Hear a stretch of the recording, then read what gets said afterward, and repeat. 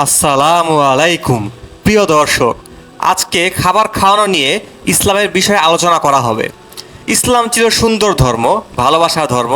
বিশ্ব শান্তি প্রতিষ্ঠার জন্য ইসলামের বিকল্প নেই। মানব জীবনের প্রতিটি বিষয়ে ইসলামের দিক নির্দেশনা আছে।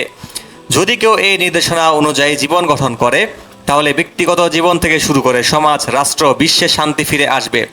আজকে আমরা আলোচনা করব ইসলামের ছোট্ট একটি নির্দেশনা নিয়ে, যা আমাদের কাছে অনেক হালকা মনে হলেও এর ওজন অনেক।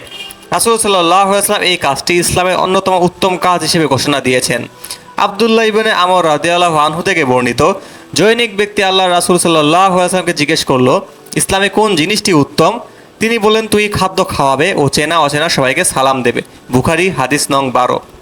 মানুষকে খাওয়ানো, অনাহারীর আহারের ব্যবস্থা করা অত্যন্ত গুরুত্বপূর্ণ কাজ।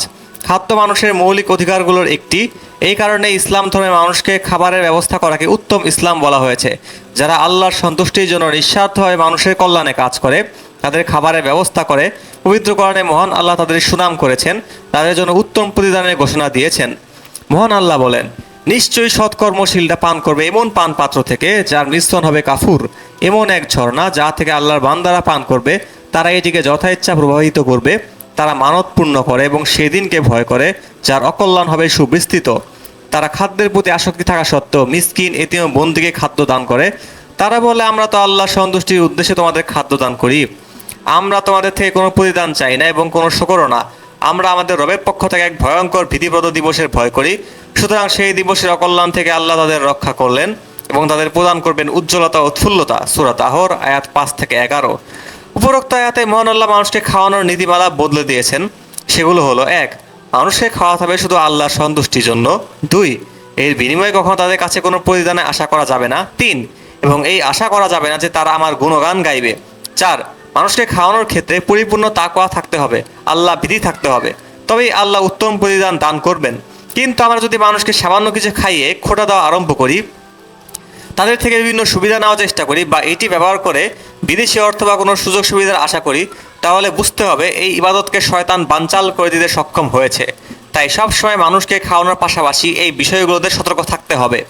অনেকে মনে করতে পারে, আমার সামর্থ্য নেই, আমি কোত্থেকে খাওয়াবো, আমি নিজেই তো অভাবে আছি।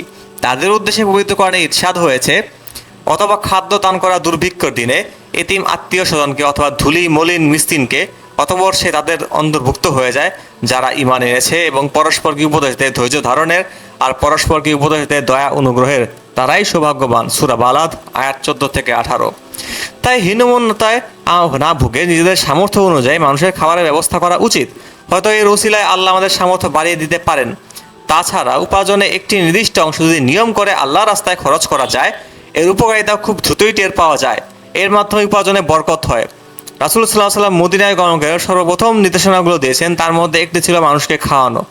হে আল্লাহ, আপনি আমাদেরকে মানুষকে খাওয়ানোর আমল করা তৌফিক দান করুন। আমিন।